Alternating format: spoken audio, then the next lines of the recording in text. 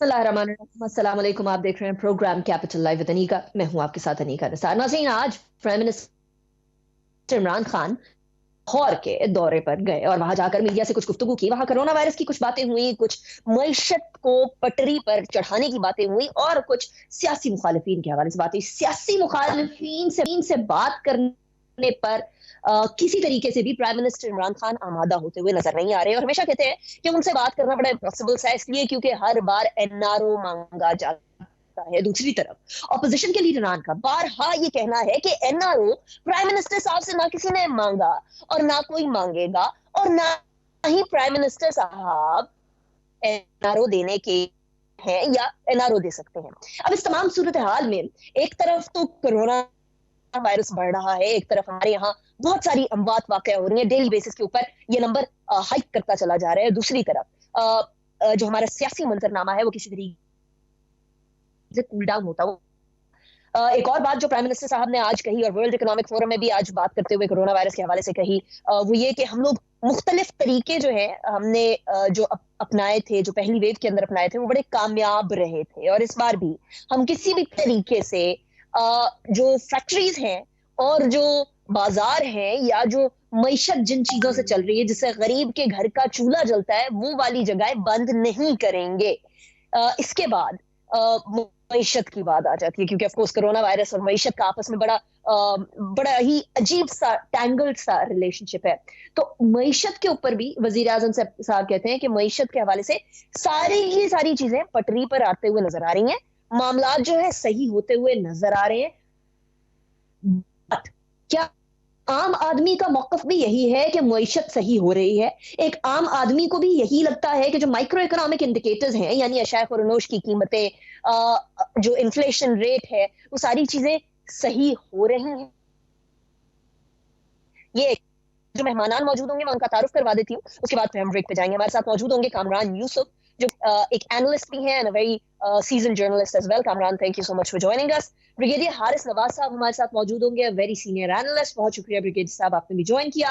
Last segment में हमारे साथ मौजूद होंगे बिलखुसूस कोरोना वायरस पे बात करने के लिए डॉक्टर मुमताज अली खान, उनसे भी हम बात करेंगे, लेकिन अभी जाएंगे ब्रेक की तरफ। ब्रेक के बाद गुफ्तगू का सिलसिला बाकायदा शुरू करेंगे।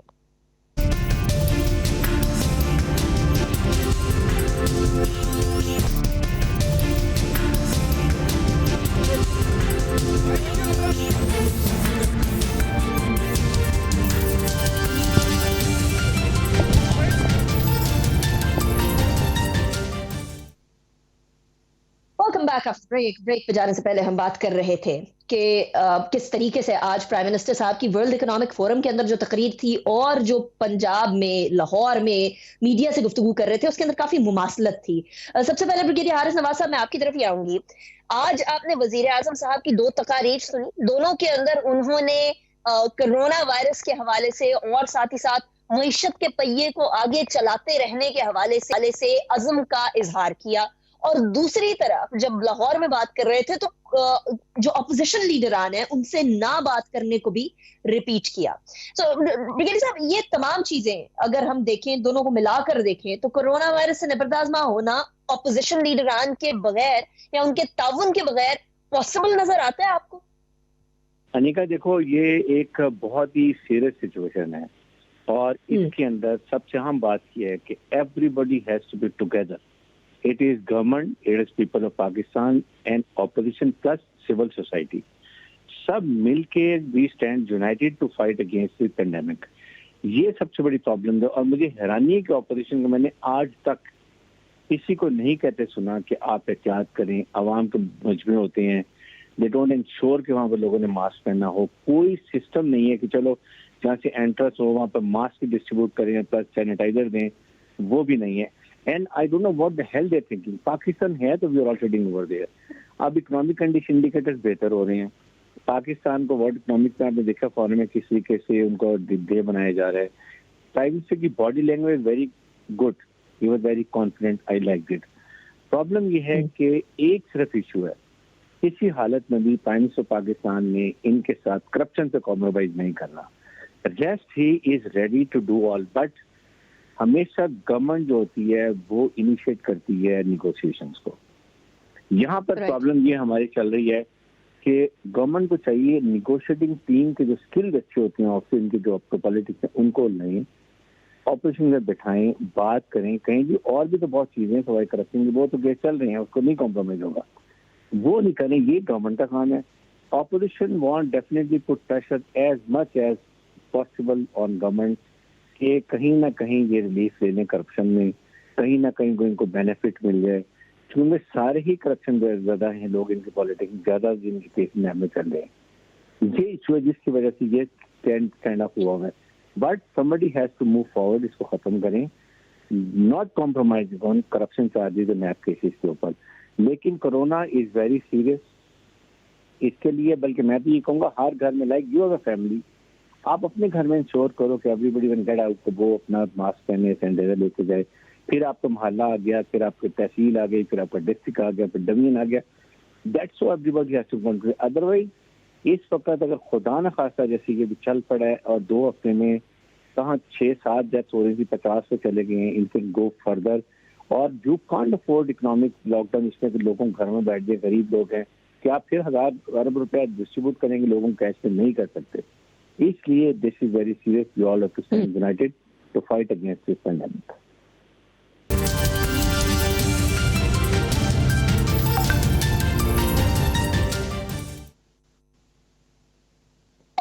बात कर रहे थे ब्रिगेडियर हारिस नवाज साहब फरमा रहे थे कि मामलात को जो है वो पॉजिटिविटी की तरफ लेकर आना है, लेकिन कमरान मैं आपकी तरफ आऊंगी, मामलात को पॉजिटिविटी की तरफ लेकर आना ये एक बात बहुत इंपॉर्टेंट है, बट क्या मामलात को या जो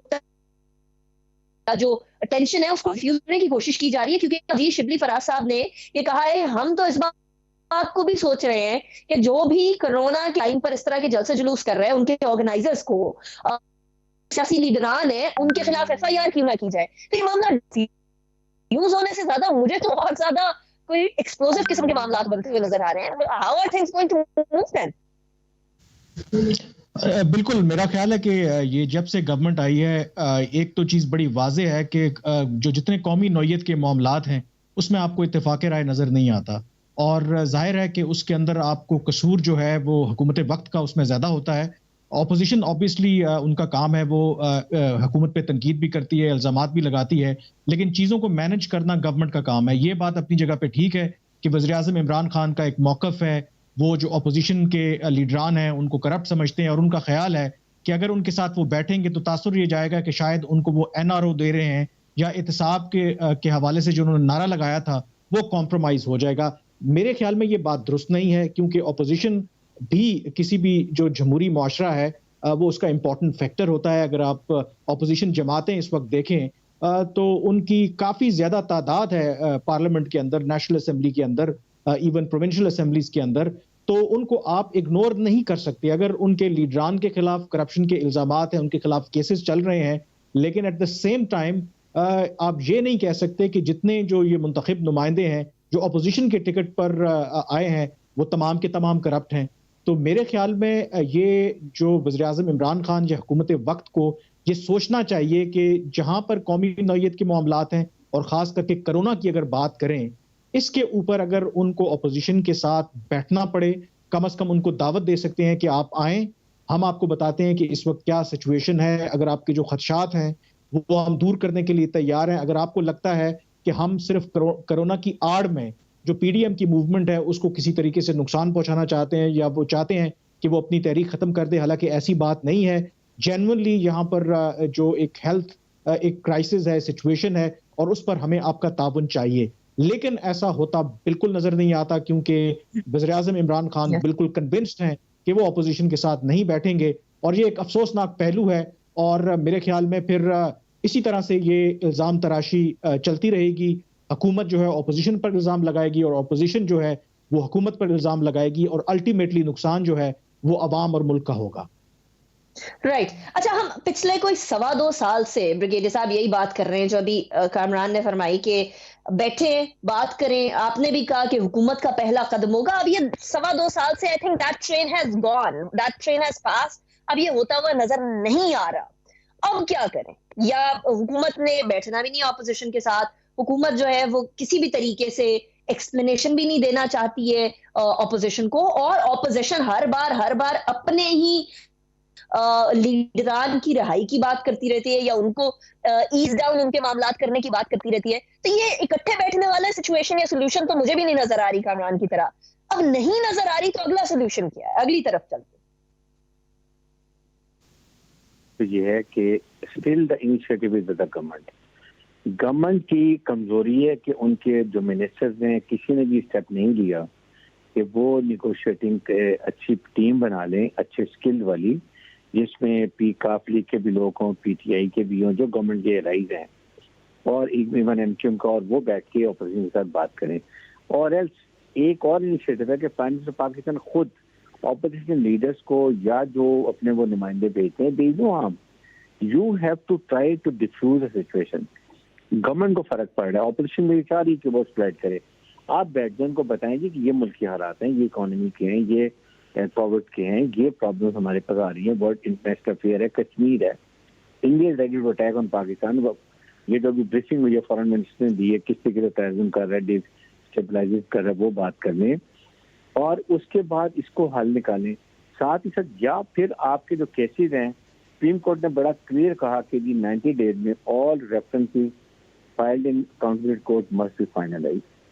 100 कोर्ट्स नए बनने थे, अभी तक 20 बने, बाकी क्यों नहीं बनने? Government to take positive step in that, ताकि उनको ये पता चले। गवर्नमेंट का प्रेशर भी इसलिए है कि वो उनको पता है कि दिसंबर और जनवरी तक तमाम केसेस फाइनलाइज हो जाएंगे, या ये प्ली बार्गेन करके पैसा देंगे या ये जेल में होंगे। That is why they are putting much more pressure on government के कहीं इनको रिलीज मिल जाए। डू यू थिंक कि हुकूमत को डटे रहना चाहिए एटलीस्ट 1 महीने तक, 1.5 महीने तक, उसके बाद देखेंगे जो होगा?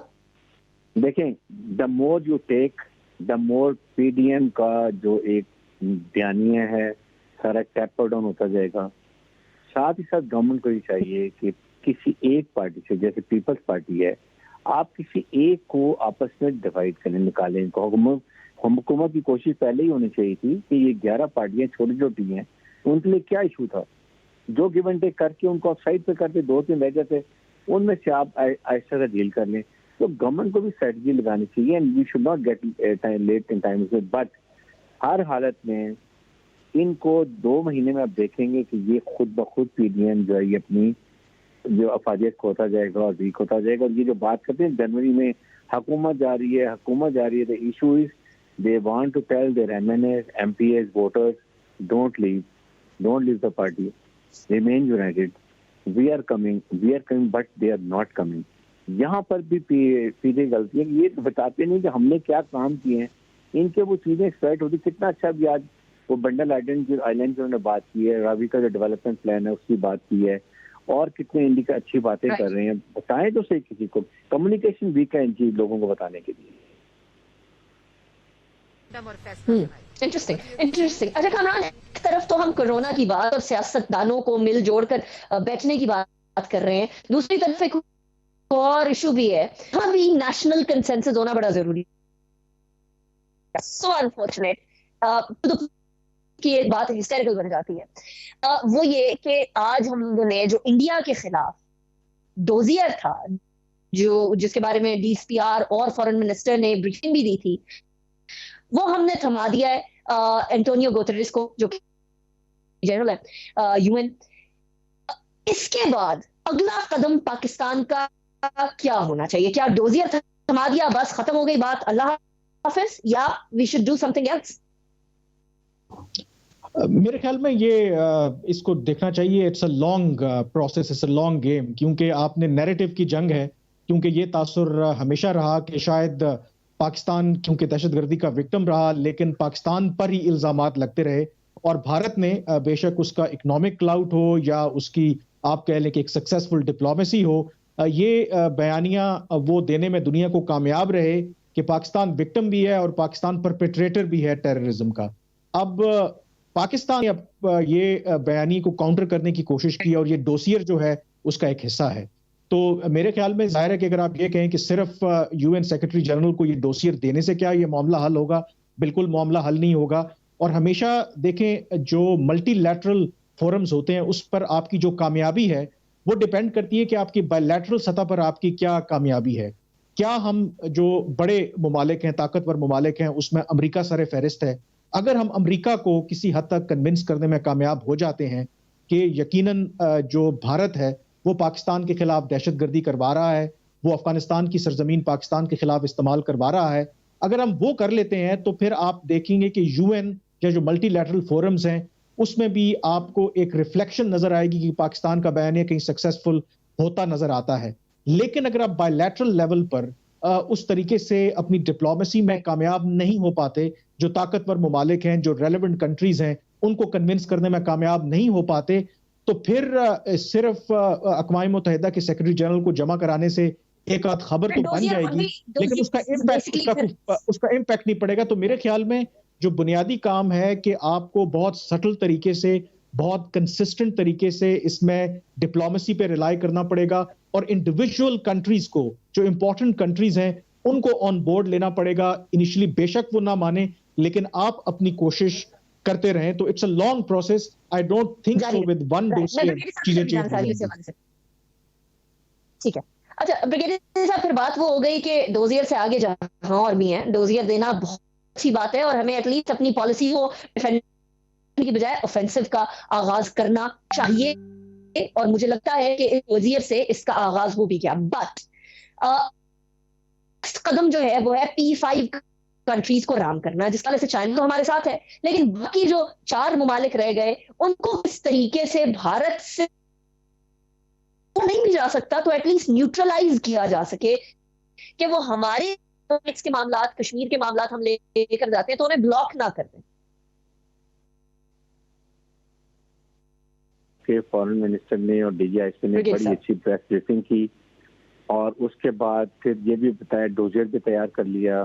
फिर इस्लामाबाद में P5 मुल्कों के सफारतकार जो हैं और फिर I think non permanent member है, सबको ब्रीफिंग भी दे दी। एग्रेट चना जी नेक्स्ट में दे दिया। This is not enough. आपके फॉरेन मिनिस्टर को चाहिए कि he should personally visit 5 permanent और 10 नॉन परमानेंट मेंबर जो हैं वो बेटर पर्सनली जाएं, explain them what India is doing. ये डोजियर देने से कोई फर्क नहीं पड़ेगा, पहले भी होते रहे, but for the first time history में पाकिस्तान में इतना स्ट्रॉन्ग स्टेप लिया गया है।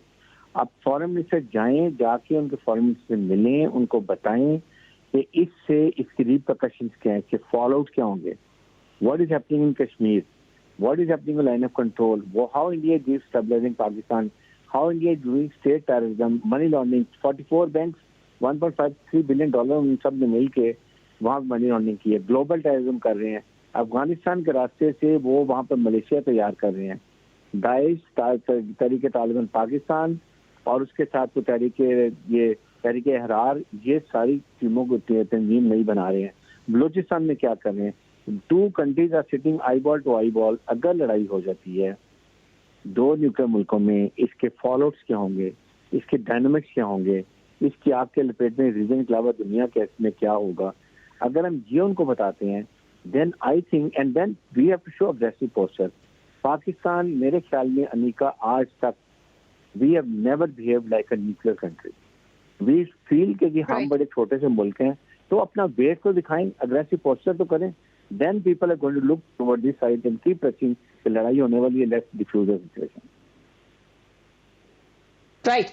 अच्छा कामरान, अभी ये जो ब्रिगेडियर साहब ने बात की, we have underestimated ourselves।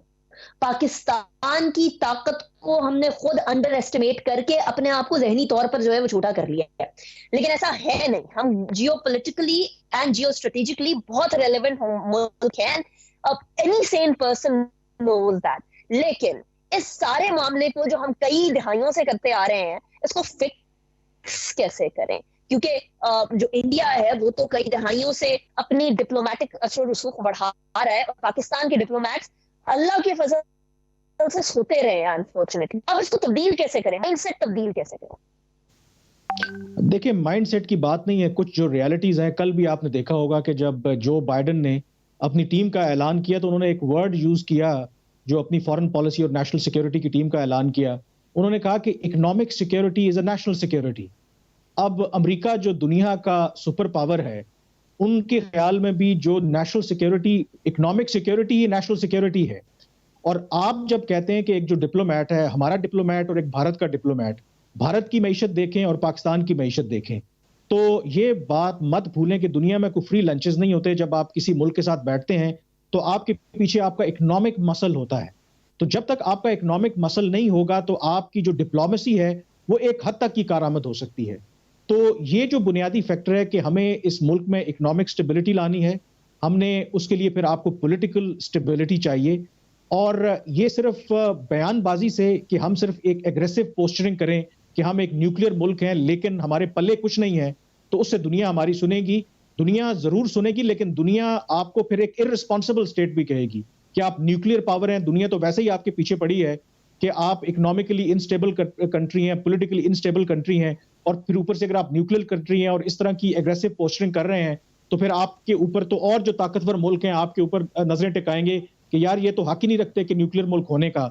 मेरे ख्याल में मैंने पहले भी कहा था कि हमें बहुत ठहराव के साथ, इट्स अ लॉन्ग बैटल, और उसके लिए हमें मल्टी प्रोंग्ड स्ट्रेटेजी चाहिए, और उसके लिए हमें अपनी जो इंटरनल वीकनेसेस हैं उनको एड्रेस करने की जरूरत है। जिस दिन आपकी मईशत स्ट्रांग होगी, जिस दिन आप सियासी तौर पर मुस्तकम होंगे, जिस दिन आपकी ट्रेड जो 21-22 बिलियन डॉलर पे फंसी हुई है जब 100-200 बिलियन डॉलर पे जाएगी, तो फिर आप देखेंगे अमेरिका भी आपकी बात सुनेगा, फ्रांस भी आपकी बात सुनेगा, जर्मनी भी आपकी बात सुनेगा, बाकी लोग भी आपकी बात सुनेंगे, और फिर भारत भी आपको आउटराइटली रिफ्यूज नहीं करेगा।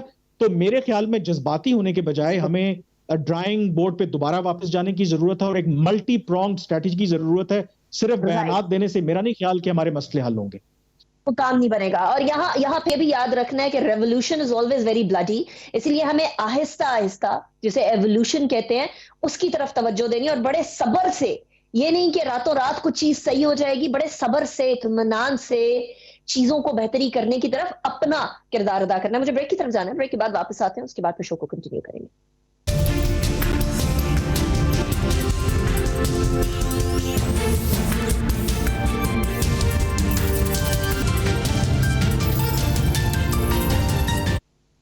Welcome back after break. Break पे जाने से पहले हम बात कर रहे थे कुछ सियासी मामलात के हवाले से और कोरोना वायरस और सियासत के आपस के मिलाप के हवाले से, लेकिन अभी हम बात करेंगे प्योरली कोरोना वायरस और उसके अंदर क्या एहतियाती तदाबीर होनी चाहिए। हमारे साथ डॉक्टर मुमताज अली खान मौजूद हैं, जो कि हमें कोरोना की डिटेल्स और अभी क्या हो रहा है, पहली वेव और दूसरी वेव में फर्क क्या है, इन तमाम चीजों के बारे में हमें बताएंगे। लेकिन उससे पहले एक ब्रेक की तरफ जाते हैं, ब्रेक के बाद वापस आएंगे और बाकायदा डिस्कशन का आगाज करेंगे। खुदारा कोरोना को सीरियसली लीजिए and keep watching the show.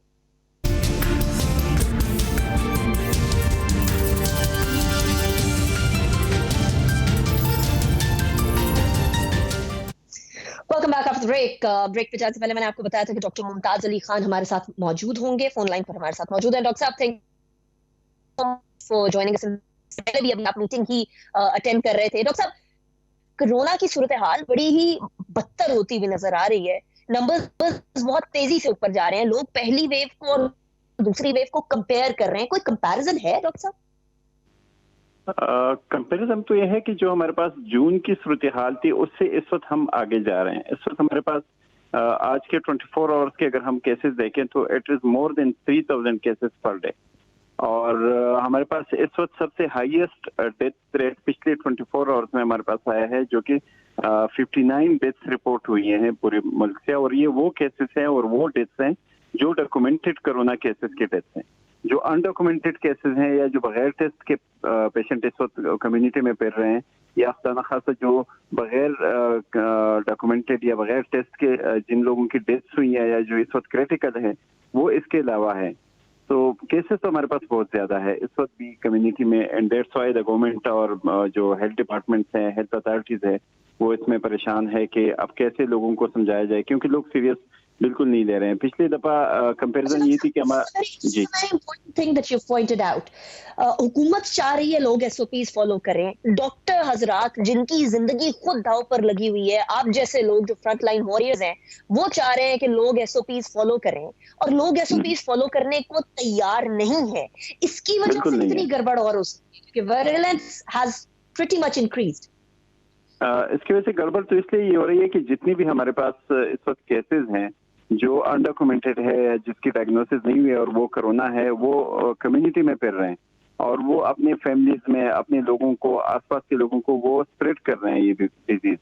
तो ये तो काफी डेंजरस सूरत हाल है। और हमारे जो एट रिस्क लोग हैं, जो बुजुर्ग है, जो ऑलरेडी कोमॉर्बिड कंडीशन के साथ लोग हैं, वो अगर उनको ये बीमारी लगती है और उनमें ये वायरस फैलता है तो ज्यादा सीरियस हो सकते हैं। और इस वक्त अगर आप देखें अपने आसपास जहां जहां भी इस वक्त डायग्नोस्टिक टेस्ट हो रहे हैं, वहां अस्पतालों में इवन इस वक्त जगह नहीं है। हमारे इस्लामाबाद पिंडी के अगर मैं हॉस्पिटल्स की बात करूं तो यहाँ हमारे पब्लिक सेक्टर और प्राइवेट सेक्टर के हॉस्पिटल में इसमें सिफारिशों से जगह मिलती है या नहीं मिलती, ये हालत हो गई है। राइट। अच्छा डॉक्टर साहब, एक तो मसला ये है कि डायरेक्टली लंग्स को अफेक्ट करता है कोविड, लेकिन कुछ जगह पर यह भी देखा जा रहा है कि मुख्तलिफ और तरीकों से अमवात भी वाक़या हो जाती है, कार्डियक अरेस्ट हो जाता है, एंसेफेलाइटिस मेनिंजाइटिस हो जाता है। क्या इस तरह के केसेस भी पाकिस्तान में देखने को आ रहे हैं? शुरू में जब ये बीमारी शुरू हुई तो ये समझा जाता है कि ये सिर्फ रेस्पिरेटरी डिजीज है और इसने सिर्फ लंग्स को अफेक्ट करना है और बाकी कुछ भी नहीं है। लेकिन टाइम टू टाइम हमने देखा और पूरी दुनिया में केसेस रिपोर्ट हुए कि ये जो हमारा ब्लड का सिस्टम है उसमें भी इस पे अफेक्ट करता है, हार्ट सिस्टम पे भी अफेक्ट करता है। और तकरीबन ये सिस्टेमिक बीमारी है इस वक्त और बदन के किसी भी हिस्से को अफेक्ट कर सकता है। लेकिन इसका जो मेन एंट्री और एग्जिट का एरिया है वो है लंग्स और रेस्पिरेटरी सिस्टम। तो इसलिए ज्यादा खतरनाक ओल्ड एज में, कोमॉर्बिड कंडीशन में और इसमें होती हैं। और इसमें हार्ट अटैक और जिस तरह आपने बताया कि इसमें बाकी चीजें भी होती हैं, तो किसी भी सूरत में ये कॉम्प्लिकेटेड हो सकती है। राइट। अच्छा डॉक्टर साहब, वो लोग जो कह रहे हैं कोरोना कुछ नहीं होता, आप एक ऐसे शख्स हैसियत से, एक ऐसे एक्सपर्ट एंड डॉक्टर की हैसियत से जो सारी चीजें अपने सामने देख रहे हैं, मरीजों को देख रहे हैं, इस वायरस को फैल देख रहे हैं, आप उनको क्या पैगाम देना चाहेंगे? मेरी यही रिक्वेस्ट होगी आपके प्रोग्राम की तवज्जो से कि 4 चीजें हैं जो हम लोगों ने करनी है। मेन जो इसकी प्रिवेंशन के लिए है, क्योंकि इस वक्त ना इसका कोई स्पेसिफिक ट्रीटमेंट है, ना अभी तक हमारे पास वैक्सीन है। कि गैदरिंग में ना जाएं, मास्क पहने, हाथ धोएं और कोशिश करें कि घर पे रहें। गैर जरूरी बिल्कुल हॉस्पिटल में ना जाएं। और जब भी आपको बुखार हो, खांसी हो, नज़ला हो, कोई भी इस किस्म के अलामात हो तो आप टेस्ट जरूर करें, ताकि पता चले कि अगर आपको कोविड हो तो आप अपना हिफाजत कर सकें, अपने फैमिली की हिफाजत कर सकें और अपने आप को आइसोलेट करें। जब आप बीमार हो तो ऑफिस भी ना जाएं और बाहर लोगों से भी ना मिलें। राइट। डॉक्टर साहब, एक और सवाल का जवाब दे दीजिएगा। लोगों ने ऑक्सीजन रखे हुए हैं और अपना ऑक्सीजन लेवल चेक कर जिनको कोरोना है भी और घर पर रहना प्रेफर कर रहे हैं। डॉक्टर साहब, कौन सा पॉइंट होता है ऑक्सीजन का कि उससे नीचे अगर ऑक्सीजन सैचुरेशन चली जाए तो उसके बाद फिर अस्पताल जाना लाजिम और मलजूम हो जाता है? ज्यादातर इस वक्त डेफिनेटली होम आइसोलेशन रिकमेंडेड है, क्योंकि इतनी ना हमारे हॉस्पिटल्स की कैपेसिटी है और न लोग रिपोर्ट कर सकते हैं कि हर बंदा हॉस्पिटल पहुंच जाए। तो बेहतर है कि अगर बंदा खुद अपने आप को मॉनिटर करें, जो डेंजरस सिम्टम्स है वो देख ले और अपने डॉक्टर से मशवरा करें। 95 से अबव अगर ऑक्सीजन लेवल हो तो ये नॉर्मल है। अगर खुदा न खास्ता 95 से या 95 से ये गिर रहा हो और 90 या 80 के आसपास आ रहा हो तो ये खतरनाक सूरत हाल हो सकती है। इस सूरत में मरीज को डॉक्टर से मशवरा करके हॉस्पिटल पहुंचना चाहिए। राइट। डॉक्टर मुमताज अली खान ने ज्वाइन किया। हम आपको गाहे बगाहे प्रोग्राम के लिए भी, ताकि लोगों को भी आगाह कर सके ये कोई मामूली बुखार, नजला, जुकाम नहीं है। कोरोना एक बहुत सीरियस बीमारी है और इसको कंस्पिरेसी थियरीज की भेंट ना चढ़ाएं खुदा। और साथ ही साथ अपना बहुत ख्याल भी रखें, क्योंकि आपके ख्याल रखने से आपके इर्द गिर्द लोग भी महफूज रहेंगे। इसी के साथ अनीका को इजाजत दीजिए। अपना बहुत ख्याल रखिए। अल्लाह ताला आपको अपने हिफ्ज़ व अमान में रखे।